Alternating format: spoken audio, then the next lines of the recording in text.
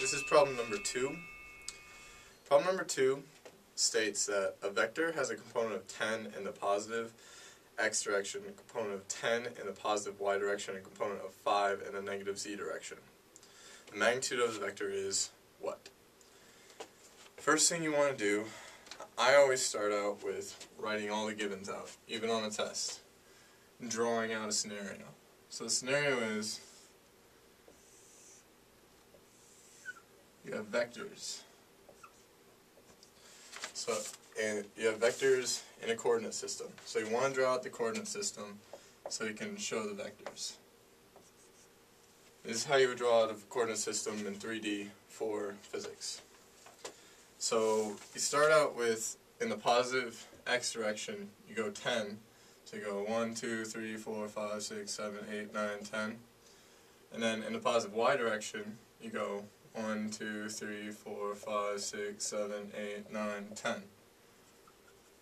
So you have 10 this way, 10 that way, and that's a good representative of what a mixture in the 2D of x and y is.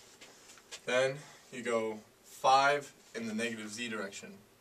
1, 2, 3, 4, 5. 1, 2, 3, 4, 5. So here's the full vector. That's what the magnitude you're looking for.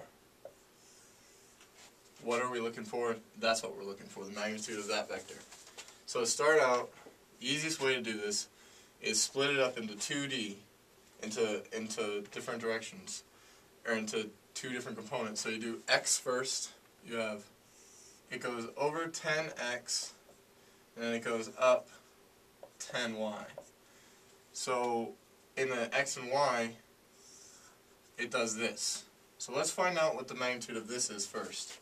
How do you do that? This makes a right triangle. It's Pythagorean theorem. 10 squared plus 10 squared, square root of all that, is equal to the hypotenuse, which will be 14.14. Okay? So that way we have this now. So we have this, and then we want to go down to the final one. This is also a right triangle, so we have 14.14, then we have 5 going down. So all that means is that we have another Pythagorean theorem to do. So that means we go 14.14 squared plus 5 squared is equal to square root of all that, and you have 15. And that's the answer. You want to draw out the coordinate system, try and split it up into easy components. Usually I start with x and y, find the hypotenuse of that first, right there, and then you can do another Pythagorean theorem to find the final magnitude. It's easy as that.